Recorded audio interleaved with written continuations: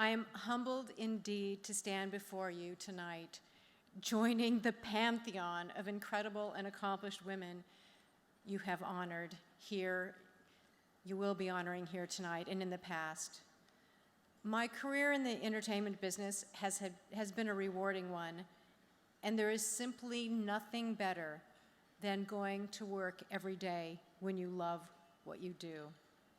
It's also ironic that a current project of mine is a documentary about the late IWF Hall of Famer, Chief Wilma Mankiller,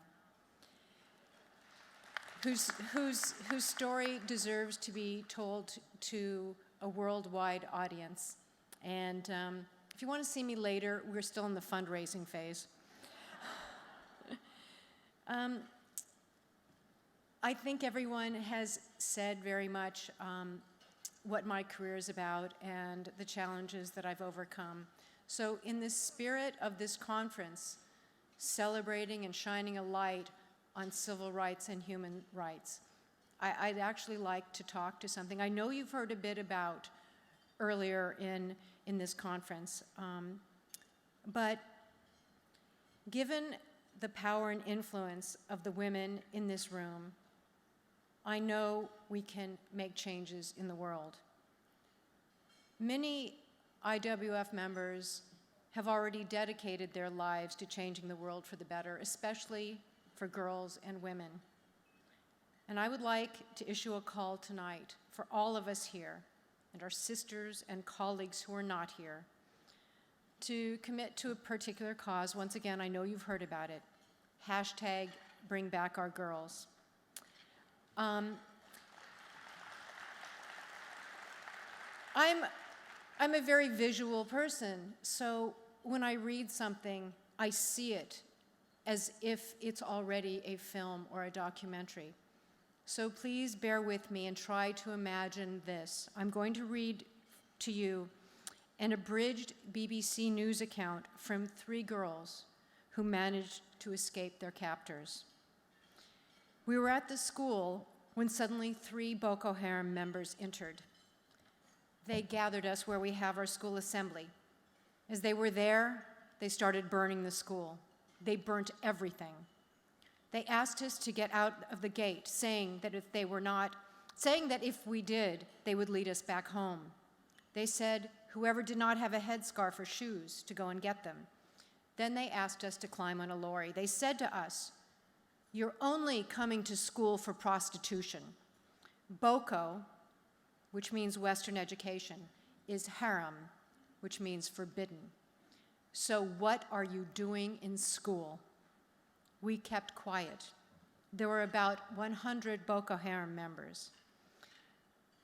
The vehicle became full before I could get on. There were 100 of us walking. We stopped at one town and people brought us water, one of whom changed his clothes and joined the Boko Haram men. Then they put us in other vehicles. The rest they put into the trunk of cars.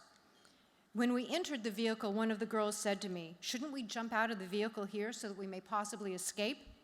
I thought, it's preferable to have these people shoot at me as I run than have them humiliate me.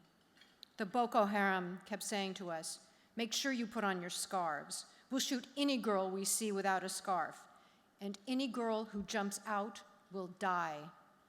There was a lot of dust on the road. They couldn't see us. When we jumped out, we started to run. We were running without shoes. After a while, they couldn't see us properly since it was forest. After we'd run for a short distance, we heard them say, "Catch those girls." So we kept running. We found a house where a girl could speak our language. Her parents gave us a place to sleep. We reached home, the Chibok area, in the morning. A man looking for a relative among the missing girls drove us on a motorbike into town. When I saw my elder and younger brothers, I fell to the ground crying. My mother and father were crying, and all members of my family cried. It was as if there was a death in the house. Mats were spread. People had been consoling my mother and father, thinking I had died. Another young girl said, "The men who helped us took us to Chibok, and I cried." This was the second time that something like that had happened to me. My dad was a pastor. Boko Haram went to our house and killed him.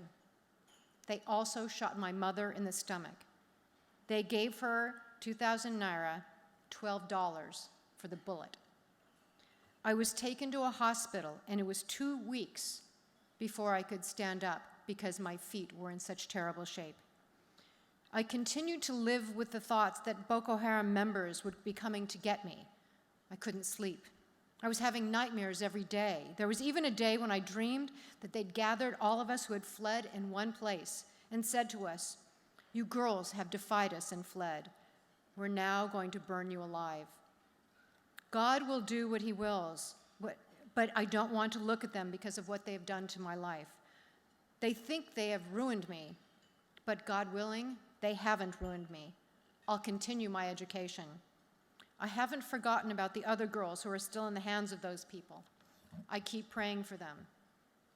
Yesterday, an editorial appeared in the New York Times, which I'll paraphrase. More than 6 months have passed since the Boko Haram extremist group seized the world's attention by kidnapping 276 schoolgirls in Nigeria. After a hashtag Bring Back Our Girls campaign went viral on social media, the United States, France, Britain, and Israel joined an international effort to locate the girls. That effort has been fruitless. 57 of the girls escaped, but 219 remain captive. In recent months, Boko Haram has stepped up its effort, kidnapping young women and teenagers from the places where they should feel most safe, their homes and schools. On October 18th, the day after the Nigerian military announced it reached a ceasefire agreement with the group, Boko Haram went on a house-to-house search for young women in 2 Nigerian towns, taking 60 more. Last weekend, Boko Haram kidnapped 30 teenagers, including girls as young as 11 years old. A horrible fate awaits the abducted, as documented by Human Rights Watch in a report published this week. Boko Haram singles out mostly Christians, threatening them with death if they do not convert to Islam, and forcing teenagers into marriages with Boko Haram fighters. The captives are treated as slaves, and they are raped, beaten, and tortured. We cannot forget these girls. Their lives matter. I would now like to ask Denai to tell us what we can all do on behalf of hashtag Bring Back Our Girls. Thank you.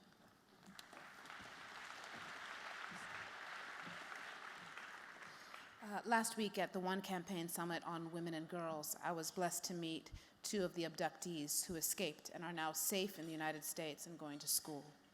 The Jubilee campaign is working to bring these girls here and to Europe to allow them to pursue their potential.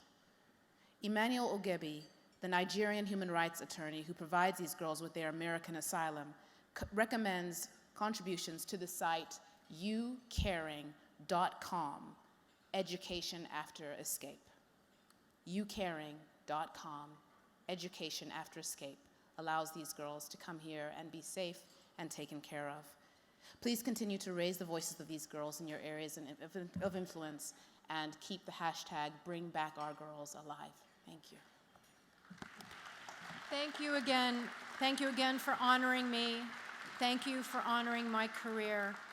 And I could not be more proud to be part of an organization that honors civil rights and human liberty.